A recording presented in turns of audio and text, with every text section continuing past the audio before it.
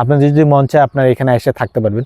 পুরা প্রাকৃতিক পরিবেশ এখানে আছে, মানে একদম বর্ডারের সাথে লাগোয়া একটা এলাকা এবং একই সাথে হচ্ছে নিরাপদ কৃষির একটা অভয়ারণ্য।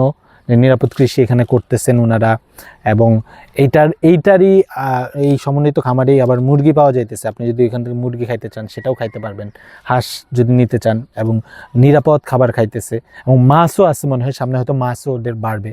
তো আপনি নিজে আসবেন, নিজে ধরবেন, নিজে কাটবেন, নিজে খাবেন। এখানে সুন্দর বাসা আছে। তো আজকে বহুমুখী খামারে আসছি, আজহার ভাইয়ের সাথে আমার ফেসবুকে পরিচয়। কিন্তু আমরা আসলে এই ছুটিতে কই যাব এরকম ভাবতেছিলাম, আমাদের এরকম প্ল্যান ছিল না। আমাদেরকে অনেক মানুষই অনেক জায়গায় দাওয়াত দিছে, যেমন ঠাকুরগাঁও থেকে শুরু করে অনেক জায়গায় দাওয়াত দিছে, পাবনায়, সিরাজগঞ্জে।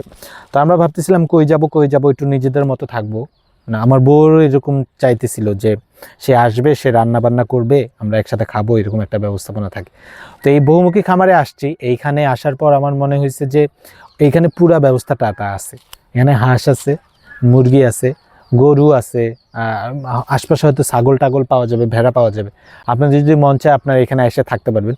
পুরা প্রাকৃতিক পরিবেশ এখানে আছে, মানে একদম বর্ডারের সাথে লাগোয়া একটা এলাকা এবং একই সাথে হচ্ছে নিরাপদ কৃষির একটা অভয়ারণ্য।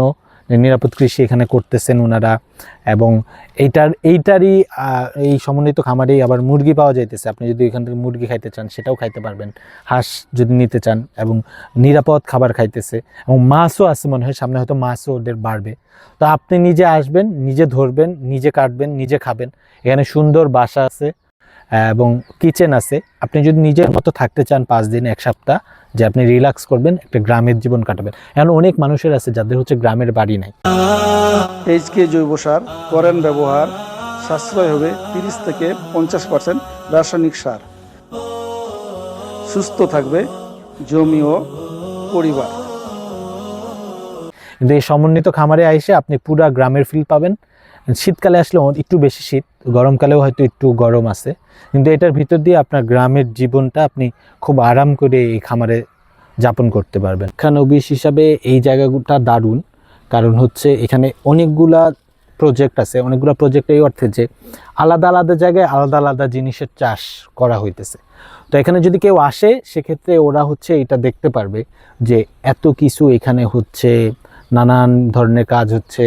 আম, পেয়ারা, মালটা, কমলা, আখ, জাম্বুরা থেকে শুরু করে এবং হলুদ চাষ হচ্ছে, আদা চাষ হচ্ছে।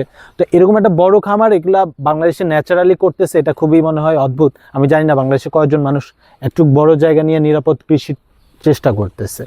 এবং ওনাদের যে খরচ, এগুলা মনে হয় না খুব দামি রিসোর্টের মতন তেমন খরচ, খুবই যা না পারলেই না ওরকমই ওনাদের একটা খরচ।